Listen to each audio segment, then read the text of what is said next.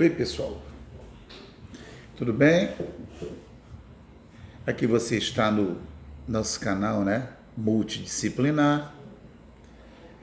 E, entre outras coisas, eu sempre digo para vocês que eu faço muitos vídeos baseados no que muita gente vem me pedindo. E as coisas que mais pergunto para o marinheiro é aquela questão da curiosidade. Vou colocar mais para cá assim, pronto. Gente querendo saber como é a nossa vida a bordo, se nós já, como é no meio de uma tempestade. No meu caso, o senhor já participou de incêndio? Já. Eu participei de 3 incêndios na minha vida.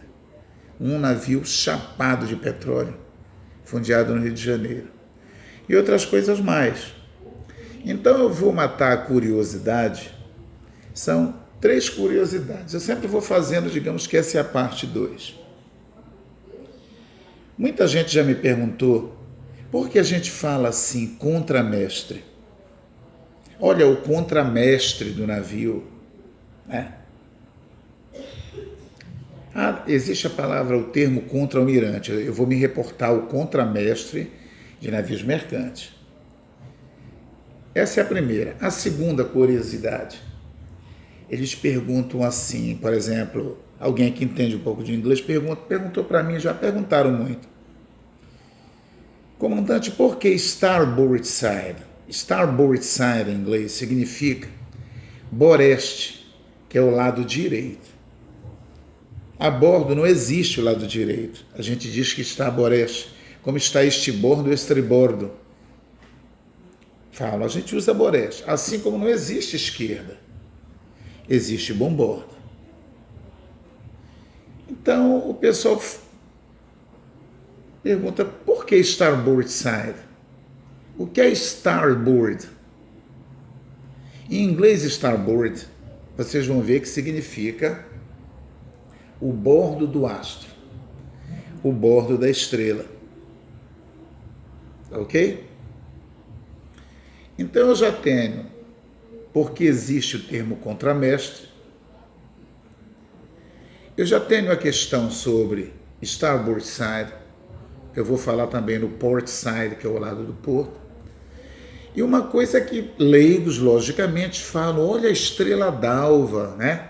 De madrugada, quando o sol praticamente está nascendo, ou não precisa, parece uma estrela muito brilhante, de uma magnitude muito grande para a vista da gente. Então, se você não sabe isso aí, presta atenção e vem aqui comigo.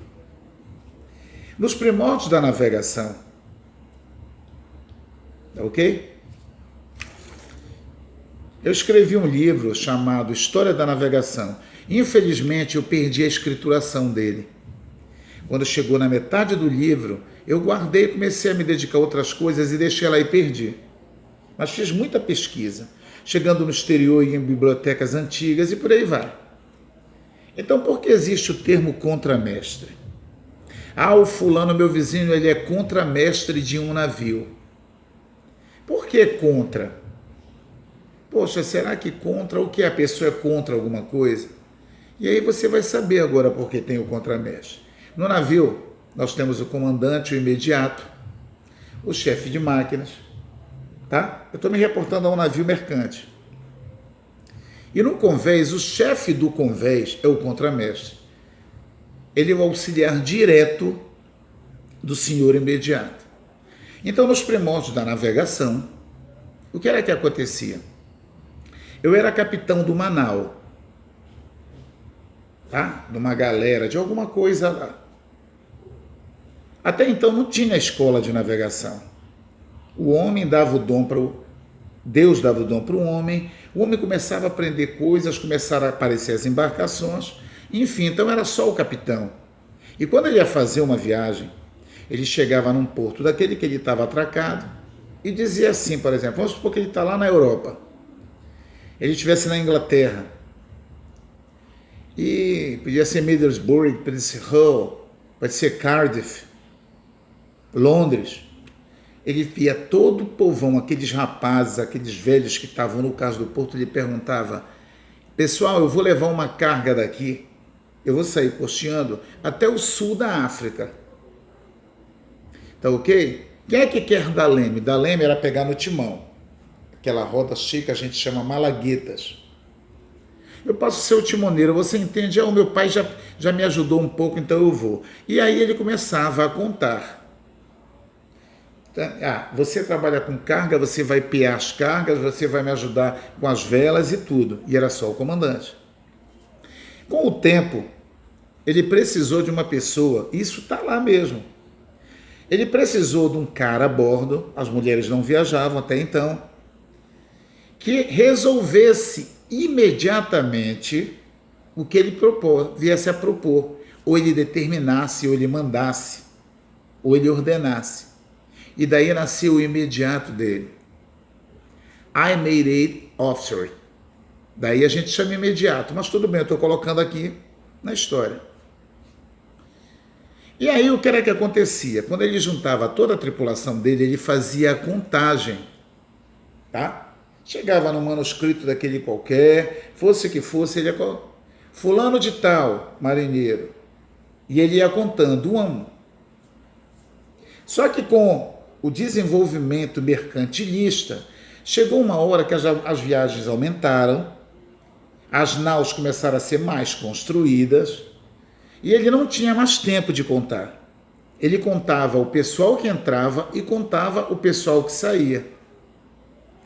Aí alguém teve uma ideia e disse, eu vou pegar um marinheiro e vou me colocar como assessor, que ele não seja o meu imediato. Tá? Meu chief officer, que no Brasil a gente chama de chief mate, e eu vou contar a história em outro vídeo. Então o que era que acontecia, senhores? Ele contratou um cara, um daqueles, e chamou de countermaster. O que era countermaster?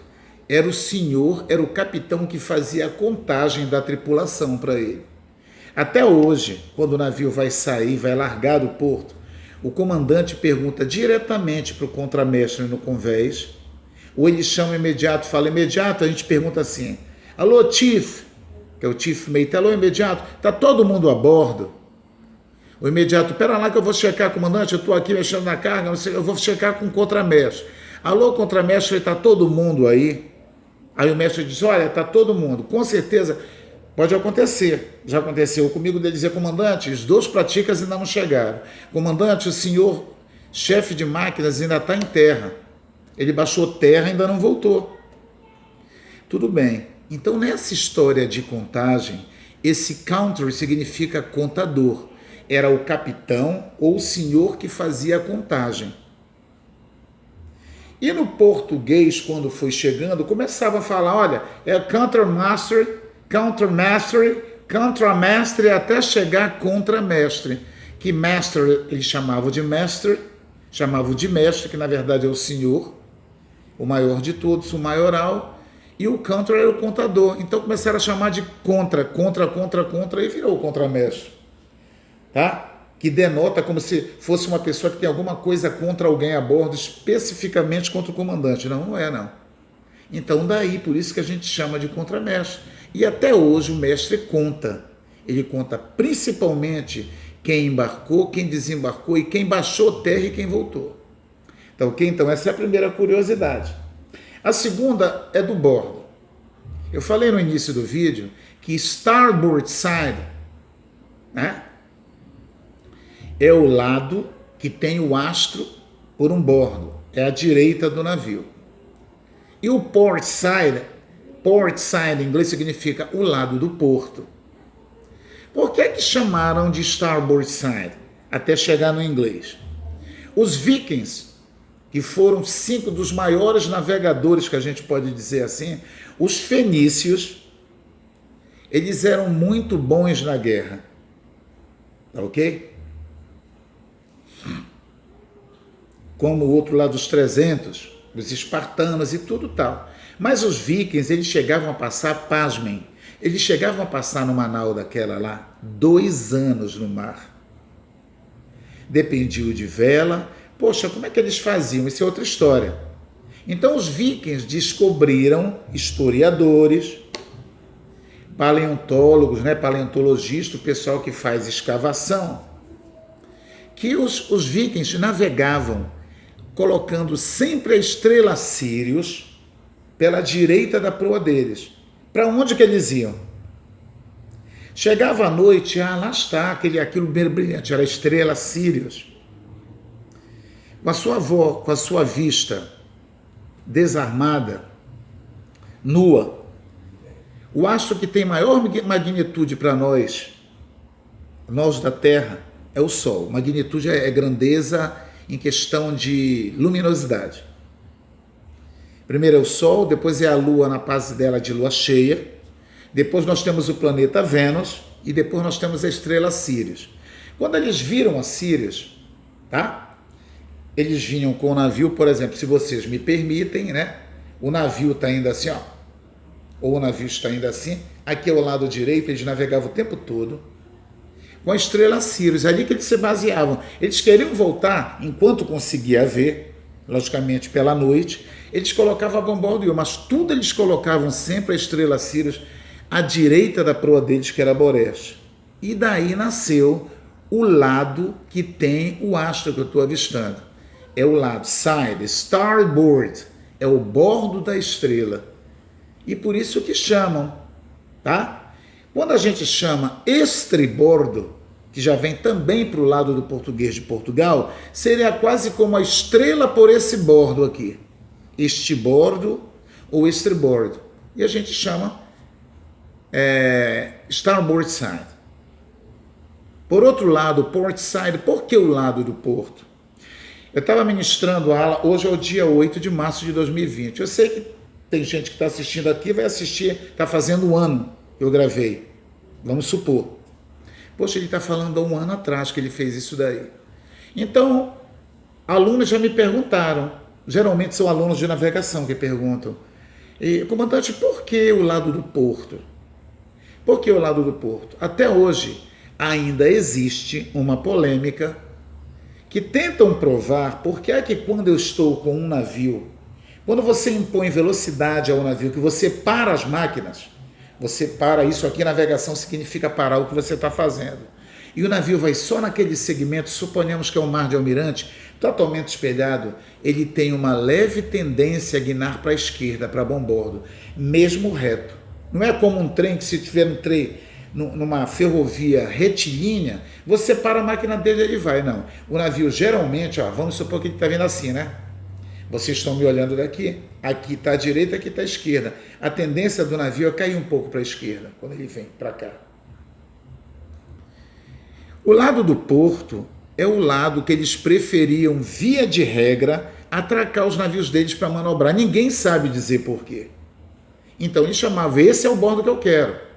Esse é o bordo. Eu penso que fosse porque eles adaptavam as escadas deles, aquelas escadas para subir como qualquer uma para vir a bordo, e decidiam colocar somente por ali.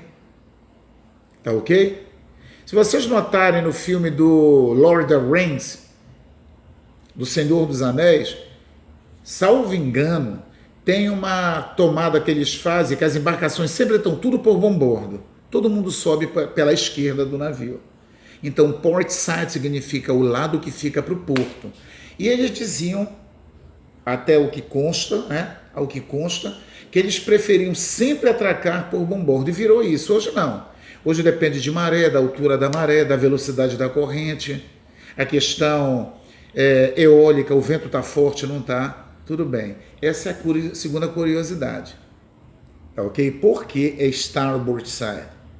E a terceira e última desse vídeo aqui é sobre a estrela d'alva. Pessoal, Deus o livre, Deus nos livre, que o que chamam de estrela d'alva fosse uma estrela, não é? A estrela d'alva, ela nada mais é do que o planeta Vênus, que é o planeta que fica mais brilhante aos nossos olhos e mais próximo. Eu tenho Sol, depois eu tenho Mercúrio, né?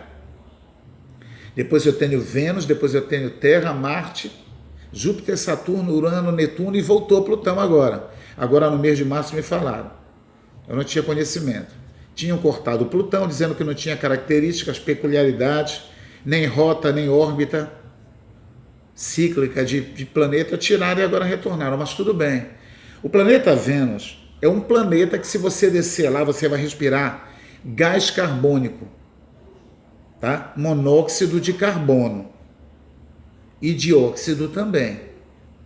Ele é super quente. Ele é super quente. Ele é muito brilhante também por causa dos gases que tem e ele fica mais próximo do Sol. Ele é um planeta chamado planeta interior. Tá ok? Mercúrio, Vênus, Terra, Marte, planeta. Os outros são exteriores. E quando Vênus passa no periélio do Sol, o Sol está aqui. Quando um planeta passa um corpo mais próximo do Sol e depois ele curva na órbita e volta de novo, esse pontinho aqui mais próximo é o periélio e aqui embaixo é o afélio. Todas as órbitas dos planetas que nós temos dos 9, elas são elípticas, não são circulares, tá ok? E Vênus no periélio aí que ele passa próximo. Quando ele se encontra numa certa distância, mas que ele pega muita incidência dos raios de luz que vem do Sol, ele fica super brilhante. E devido a uma coisa chamada refração astronômica. O que é refração astronômica? Olha, imagina que isso aqui, tá? Você está vendo bem aqui. Essa linha que eu estou mostrando aqui embaixo, ó, é como se fosse o horizonte do mar, tá? Quando o astro vem nascendo no horizonte, que você olha daqui da Terra, isso é uma imagem fake. É uma imagem de mentira. Por quê? Porque o nosso planeta, deixa eu pegar aqui o globo. Se vocês me permitem, tá? Vocês sabem que eu sou um cara super natural. Eu vou colocar a nossa Terra aqui, ó. Ok? Bem aqui. A luz do Sol leva 8 minutos exatos para chegar na sua retina, chegar aqui. Só que quando ela incide sobre o nosso planeta aqui, ó, nós temos várias camadas atmosféricas. Tem a troposfera, a ionosfera, a mesosfera, endosfera e por aí vai. Então, quando a luz do Sol, a luz de um astro incide sobre o nosso planeta, ela vai curvando, porque cada superfície que tem limítrofe a iniciar uma para começar outra, de uma densidade de camadas, isso cria uma refração astronômica. E o que é refração astronômica? É o desvio da luz. Quem provou que a luz curvava no espaço era o nosso querido e finado Albert Einstein. Quando ela entra, ela vai curvando. Então, quando o Sol joga a luz aqui embaixo, se isso aqui, porventura, ó, se esse equador aqui, porventura, fosse o horizonte, e você está do outro lado, quando o Sol nasce, na verdade, ele ainda não nasceu, ele está aqui embaixo. Eu trabalho com 3 tipos de horizonte, que não é para esse assunto aqui. Tá ok? Então, devido a essa distorção que existe da luz dos astros como o planeta Vênus entrando na Terra, sofre uma certa refração e muitas vezes ele pega um twinkle, que em inglês quer dizer piscar, lampejar. Tá ok? Então, quando lampeja um pouco, se você quiser saber a diferença entre um planeta e uma estrela, você fixa bem a sua vista e nota quem é que cintila. O que cintila é a estrela. Só que o Vênus, às vezes, ele cintila. E o pessoal começou a chamar de estrela d'alva, que vem pela parte da manhã. Tá ok? Então eu digo, Deus o livre. Se Vênus fosse uma estrela, a gente já tinha queimado tudo. Porque é muita energia. É muita energia, muito. Então, se você fazia confusão, agora você já sabe que não existe a estrela d'alva. Da mesma forma que não existe estrela cadente. Deus o livre, que a milionésima parte de uma estrela caísse na Terra e explodisse aqui tudo, porque é muita energia. Vem energia atômica, vem muita coisa lá dentro. Tá? Vem fótons, vem neutrinos, tem neutrino atravessando aqui por mim. Partícula atômica. Não me destrói, não dá para explicar agora na física. Em outra aula eu falo, outra demonstração. Então fica assim, pessoal. Às vezes ele cintila, ele pisca, ele fica meio brilhante e o pessoal achava que era uma estrela muito grande. Não.